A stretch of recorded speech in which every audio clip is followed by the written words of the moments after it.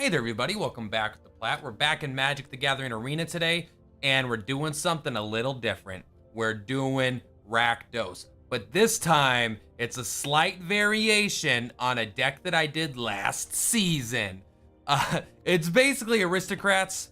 It's 100%. It is Aristocrats. I got this deck from CGB, one of his videos. He may have gotten it from somewhere else. I don't actually recall.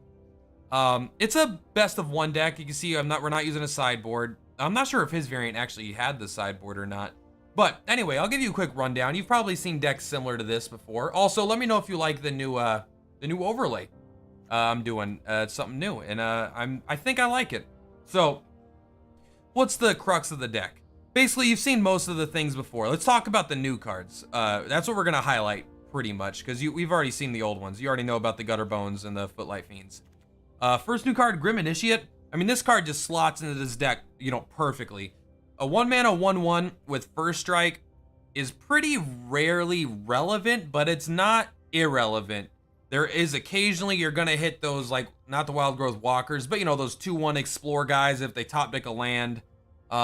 Sometimes that's relevant. Sometimes you can get, honestly, there's not much. But like against mono white, it's pretty good. You can trade with tokens, but for the most part, it's not going to be that good for the first strike. It's really that it's a 1-mana 1/1 that sticks around, right? You get, when it dies, you get another 1/1, which is really good in Aristocrats because you're sacrificing a lot of your stuff. Out of all the 1-drops in the deck, I would probably say Grim Initiate it's probably the weakest still. It's hard to say, but it is a really good card. And obviously you want a ton of 1-drops, and it just fits in the deck really well. Dreadhorde Butcher. You've heard me talk about this card before. This card is like really good, but it's the variance on it is nuts. It's like one of the highest variance cards ever. It's not like it's a fairy where if it hits, it's doing pretty good and it's like a consistent power level. This is like absurdly powerful. Like you can't lose. Like you are on the play, they miss a 1-drop, and then you attack. It's a 2/2. Then all right, they get a whatever, a 2-mana. They play like Search for Escanton, and it's a 3/3. And then by that point, it's above most of the low removal, and then it's just like it could just win the game by turn 3 or 4 by itself easily. Or you're on the draw. They play a 1/1 on 1, or like a Llanowar Elf, or any 1-drop in the game, and most 2-drops, and it just completely like it's like a really expensive Footlight Fiend at that point. So the fact that it's so game winning and it has haste, it still fits into the deck really well, especially because you can still play it and sacrifice it. It's not that much mana. It's still 2 mana. It is a really good card, and frequently it works similar to a Fireblade Artist if you're just attacking it in the trade to something. But because it has that, it doesn't do that much potential. It's not the best card in the deck, but when it goes off, it just wins you the game. I think it's worthy of a 4 of. Fireblade Artist, we've seen it. Heartfire is a new card. It feels like a necessary evil, essentially. I found myself disliking this card most of the time, though. The sacrifice a creature, as you see, 2 mana, instant, deals 4 damage to any target. I actually feel like this is probably worse than, what's that red mana? I would probably switch this out for Reckless Rage. Deal 4 damage to a target creature and 2 damage. The thing is, Heartfire can go face, and it can hit Planeswalkers. Oh, no. Yeah, sorry. It can hit any target. It can hit Planeswalkers and then go face, which makes it good and flexible. But, man, I don't know, man. I didn't want to sacrifice my creatures to this. Like, I wanted to sacrifice my creatures to Priest of the Forgotten Goods, or I wanted to keep it around for, like, just stuff. Like, it never felt like this didn't feel like a good use of one of my creatures. There was like 1 or 2 times they're at 5 health when I get a sack, like a Planeswalker's at 5 loyalty. I get a sack of Firelight Fiend and do this, 2 mana deal 5 damage. Like, it's good. But very rarely did I feel like this was what made the difference. Normally, I think I would have just preferred a Lightning Strike, honestly. But I may need more games with the deck. Maybe run more or less of this card. But I didn't feel like it helped many board states that much. I felt like a Lightning Strike would have helped me get ahead most of the time overall. So I haven't been impressed with it, but I'm sure it's like a great card, and I'm sure if I looked at the actual win rate of like drawn win rate, I'd probably be impressed. The only other new card in the deck is Tybalt as a one of. In this card, I honestly think we could bump it up. I think we could take out an Experimental Frenzy, put that down to 3 because I found myself drawing it just too frequently. It is a great, obviously, a phenomenal card, but I felt it myself drawing it too frequently. In Tybalt, it was really good every time. A 3 mana Firelight Fiend is not that good, but 3 mana 2 Firelight Fiends over 2 turns is so hyper synergistic with what you want to do with this deck. And not to mention, they're just, Footlight Fiends are just great, you know? They're great at blocking, they're great at attacking, at triggering Spectacle, and you get to them, and your opponent doesn't get to gain life, which it's rarely relevant, but it, you know, it's there, and in the games where it is relevant, it's one of the only reasons you win. I think this could easily be a 2 of. Like, you don't want to go 3 or 4. It's not a build-around card, it's not core, but it's definitely a good thing near the top of the curve to keep a consistent, like, if they do a board wipe, this guy gets to replenish the board a little bit, you know, he gets to put something else on there, keep the pressure up. And obviously Experimental Frenzy is good at that too, but I felt like I wanted this card more than I was drawing it, so I'd probably up this another 1 or 2.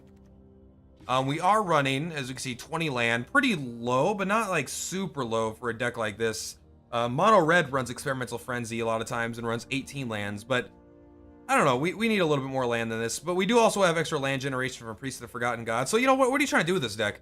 Like, really, you're trying to go like Gutterbones, you know, Priest of the Forgotten Gods, Judith, or you're trying to, like, you know, anything where you can use Priest of the Forgotten Gods to sacrifice 2 creatures while having Judith on the board. You're just getting insane value. You're drawing cards, creating mana, getting extra pings, clearing their board. Like, the Priest of the Forgotten Gods is like the core build-around card, and Judith, I would say, is like the sub build-around card. Like, they're both equally as vital to the deck's identity, but Priest of the Forgotten Gods is more, it just, like, it does so much. It's got to be the #1 card in the deck in the games where it does stuff. In the games where Priest of the Forgotten Gods isn't the best card, then Judith is going to be your best card. There's not a whole lot to explain. I got a lot of clips. It's not going to be that long of a video because the games are, you either win or you lose. There's not a lot of drawn out games. They're usually pretty decisive. You're either like, all right, I smashed them, or they smashed me. So it could be pretty good at grinding ladder. Honestly, Mono Red's kind of a tough matchup because you don't really gain that much life. You do get a lot on board, but Mono Red isn't as board centric as you would expect for like an aggro deck. They have a lot of spot removal, and they have a lot of refill, and Goblin Chain Whirler fucks up a lot of our deck. So it's not a great matchup. We're pretty good against things like Mono Blue, Esper. You know, it all comes down to the coin flip. If you're on the play, they're on the draw. They don't have the perfect removal, then you absolutely destroy them.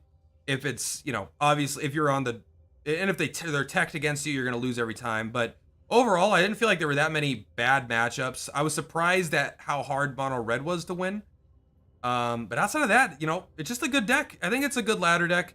It's definitely not tier 1, but it's up there. You could definitely climb the ladder with this, especially with how fast the games are. And sometimes you just get the cheapest wins ever. You just play a Mountain, Firebrand, and they're just like, oh, Mono Red, and they just forfeit. Like, it happens 1 out of every 20 games or something, probably, because people are so sick of Mono Red. So you get that scummy Mono Red win without even playing Mono Red, which is kind of nice.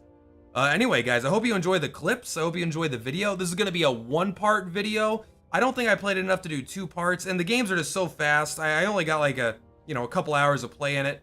I think everything you need to see, you'll get the idea in 1 video. Anyway, that's it.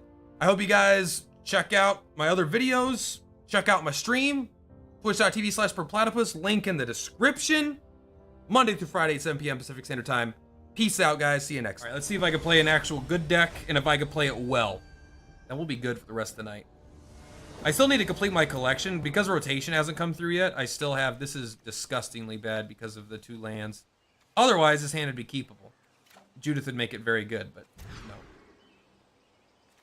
Also disgustingly bad. But if we draw a land, we're fine. Put it on the bottom. Oh. And they get to go first. And we have to... Oof, my god. This is bad. This might just be an instant concede, because we got 1 land on a card. Yeah. Like, they have a blocker that blocks everything in our deck, almost. Eek. Oh, playing mono green artifacts? That's super common right now, I guess. Oh, we drew it. What's up, boys? Alright, well, he's gonna block the 1/1 forever, but he's still taking 2 damage, which is totally fine. Alright, we got a chance. We got a fucking chance. That's pretty bad for him, I feel like. But it's gonna make this go explode. If he has a way to get all these lands into play fast, then he's in word. But he can't block both of these at this point.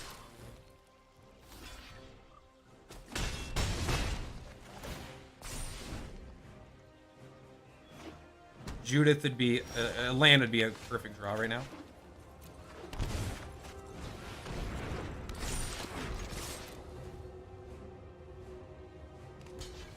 Wow. You have a way to keep it alive? No? You just want to keep it from getting bigger, I guess? Dugan does not save you at this point.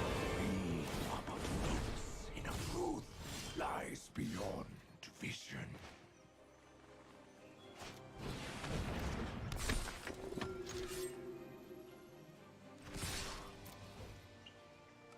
Goodbye, friend. That is still lethal.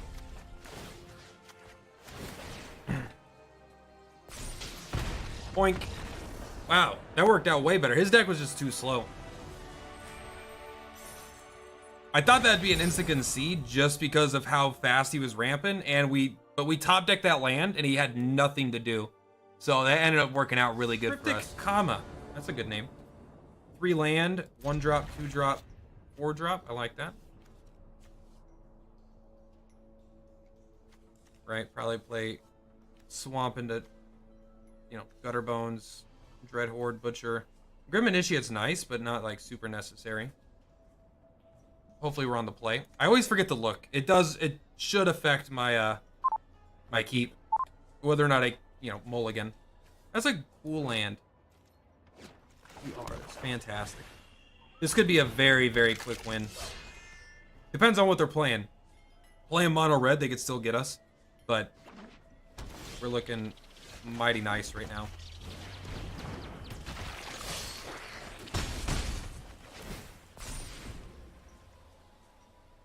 Probably gonna shock this. Still does 2 damage face. That means this card got in for 3 damage, which is pretty nice.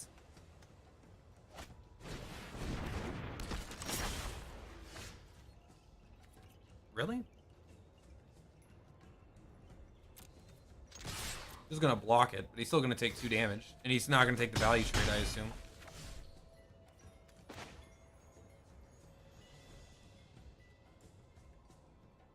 Do we need to take damage? Not really. I think we just play this out.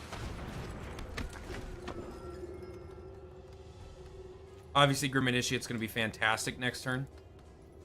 We could play Grim Initiate and then use this mana to play an Experimental Frenzy, which is really nice. Hey, that works out too. Means this guy lives. If this guy ever attacks, he basically loses.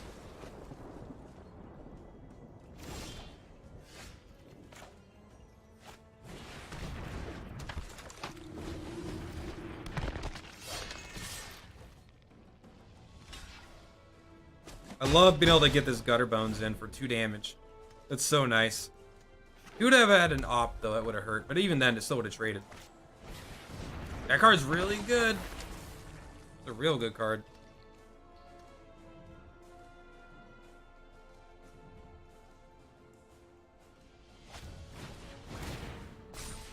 Okay. That does not matter to me at all.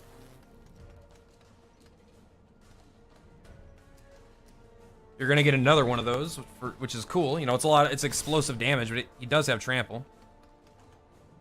We're probably not gonna block him regardless. We'll block this. This does not have trample. We'll see where he does it. Oh, he's gonna. Oh, dude, he gets to use the Wizard's Lightning. Fuck. That is really good.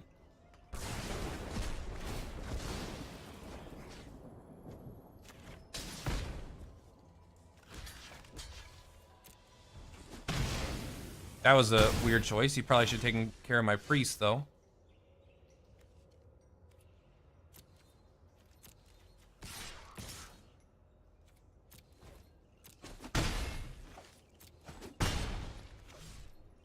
Yes. I don't know why he attacked that.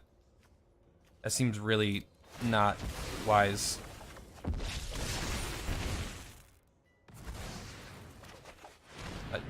More experimental frenzies. That's real nice, I guess. Might as well play one. Yeah. I mean, our hand is like total shit. You got another sprint in your hand? No. Got a lava runner. Another experimental frenzy? Are you fucking kidding me? What is going on?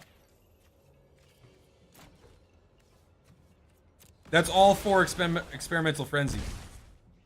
Of course, the first card we get with experimental frenzy is an experimental frenzy.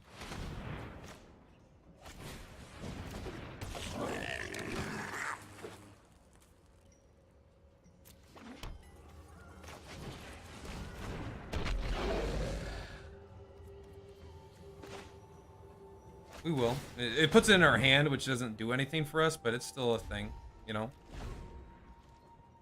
Alright, he's got to pull out something to kill our priest. Otherwise, he just loses. And in that creature matchup, priest just wins.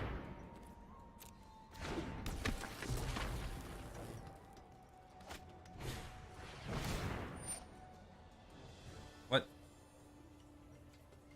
No to cancel. What did I click? Does it have haste? It does have haste, right? It's not nearly enough damage. They know that, right? I mean, it's got a lot of synergy going on. Obviously, it's going to be a lot of damage, but I don't think it's enough.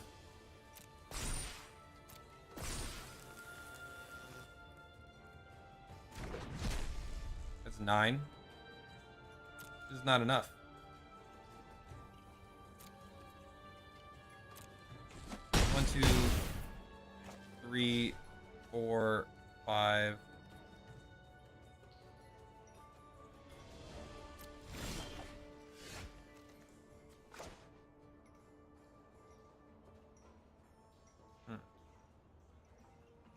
Ah, it's a weird game of chess. You're right, my man, it is.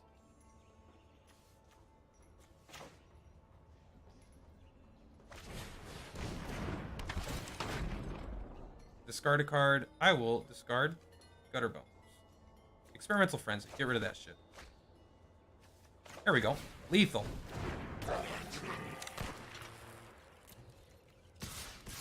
Boink. Damn it. Oh, it's not quite lethal. Yeah, it is. Yeah, it is. I'm sorry.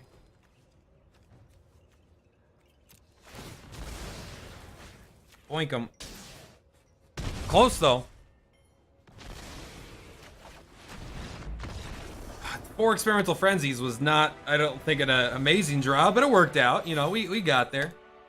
We got there, homies. How are my homies doing, man? Card into Fairy. Heartfire felt super weak there. It's sacrificing a creature feels bad in this deck. But this is obviously fantastic. I think we take Gutter Bones. We take the 2 life, just play Gutter Bones. Basically every time. We don't really care about taking the 2 shock, right? Because we're supposed to be more aggressive than our opponent. Okay.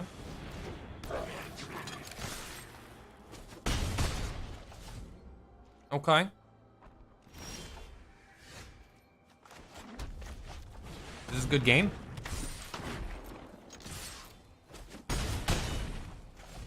Might be.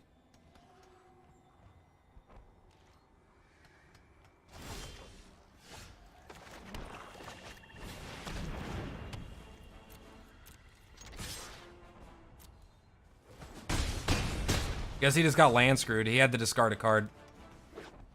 Hey, mortify our experimental frenzy. Oh, Pry Canarium. Well, it's not over now.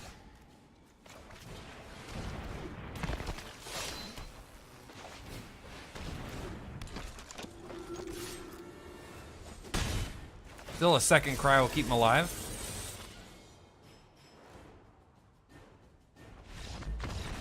All right. Well, he drew the exact card he needed.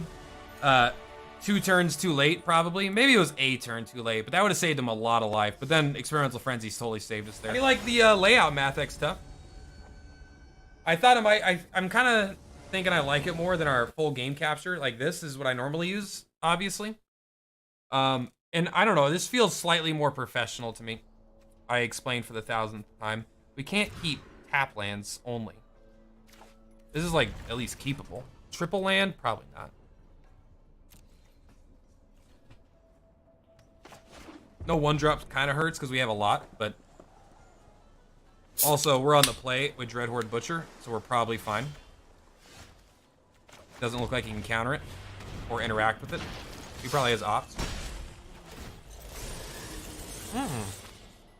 No opt. That 3rd land would be really nice now. Are you gonna Curious Obsession? If you do, I'll still tack into it, man. What do you have for 1 mana? You could block and dive down, but it doesn't do anything. I mean, it prevents this guy from getting a counter on him. I think we play this, and we just discard the Gutter Bones. I really want to play Priest of the Forgotten. You don't have a 1-mana counter. What are you talking about? Come on. Hey, we got a Gutter Bones for our Gutter Bones. That's not bad. That 3rd land, you know, now I look like a goddamn idiot turning it down. Judith would have been really good that turn. Let's be honest, Judith is really good every turn. I mean, Dreadhorde Butcher is either a card that's like, oh, it's a really expensive Footlight Fiend, which is terrible. Or it's like, this card is literally the most broken, absurd card in the game.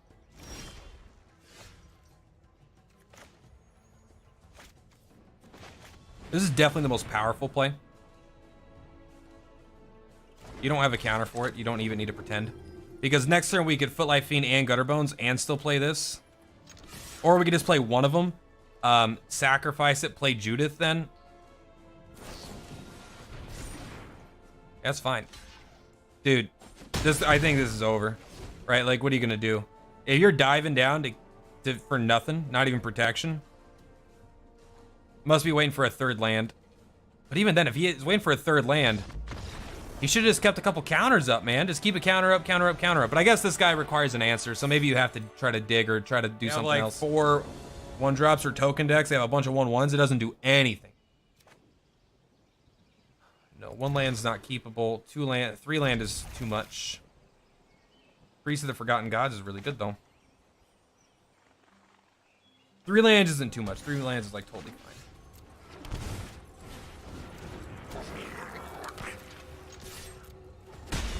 What does this do? Again, exactly wording.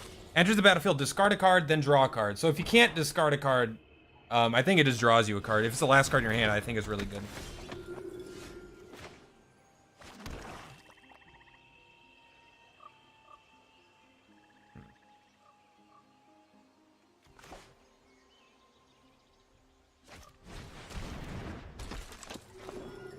Okay.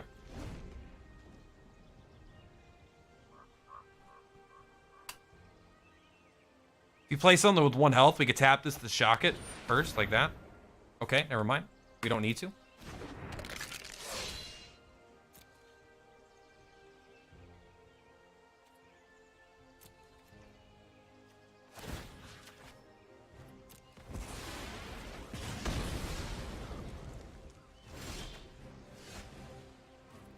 We'll pay 2 life.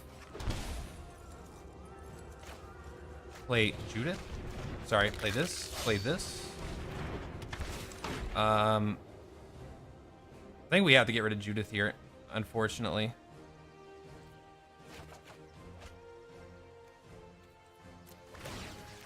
We definitely want to kill that, 100%. No matter whatever the cost, right? The ball's pretty good. I think we just bring this back to our hand. Keep these 2, kind of a surprise. They won't know we'll be able to play 2 creatures necessarily.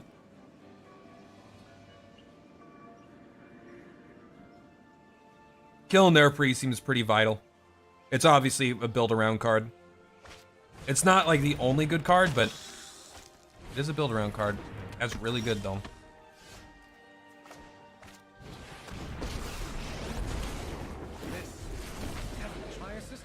You may not gain life now, friend. Alright, so Footlight Fiend, Grim Initiate are both good because I get to ping off one of his guys. Ooh. Okay.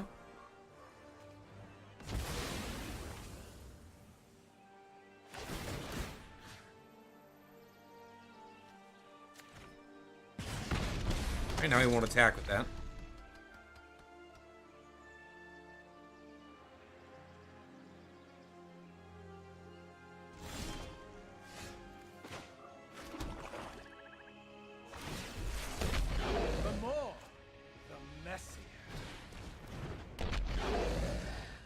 I can play Gutter Bones here. I don't really want to. I'd rather play Grim Initiate. Then I could still play Experimental Frenzy.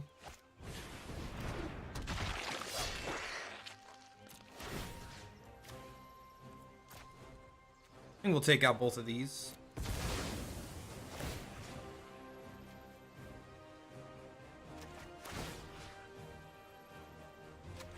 He's gonna be left as a 3-2. I think that's fine.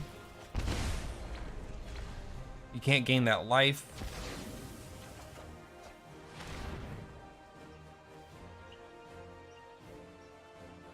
Footlight Fiend Gutter Bones could be really good too. I think just playing out our last two cards. Wow, I've been impressed with this card. 3 mana to get 2 Footlight Fiends is actually good, even though, like, it's in 1 card, which is why it's good. They can't gain life is not irrelevant, but that's a bad attack for you. Yes. I think we start with this. We don't want that.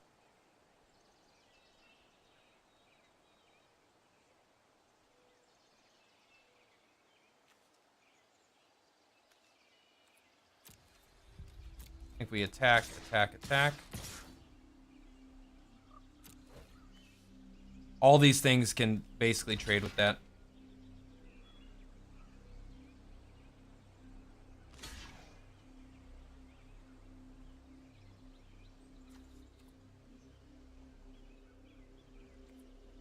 I think I do it like this.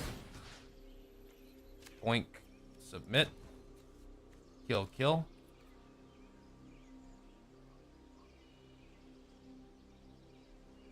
Yeah. I don't know if this is a good thing to do or not, but it's what I'm gonna do.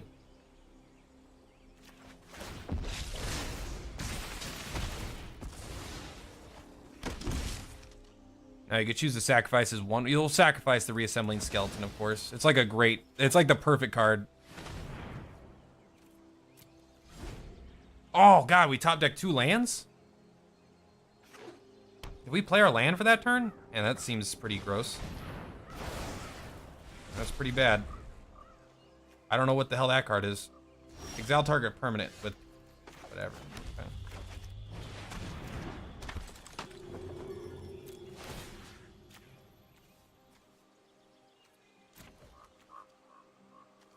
And we just get rid of that.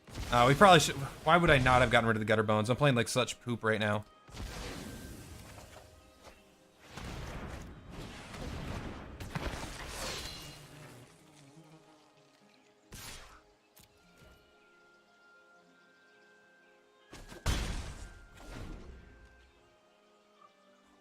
Why did I play like poop?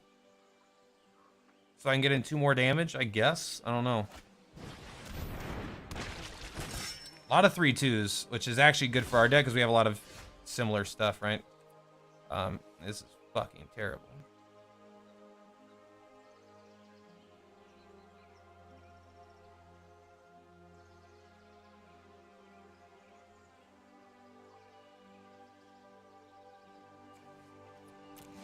Yeah, we just do it. We don't need the land, but we need the card.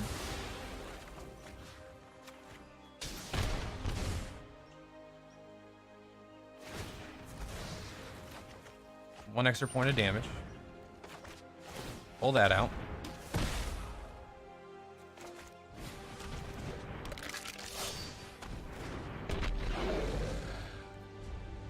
Heartfire would be nice. And it looks like we're getting there, but it's real close.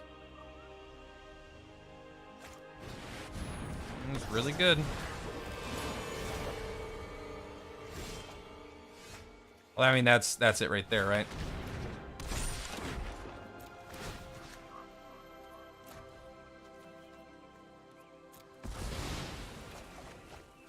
That's exactly 5 already. Good game.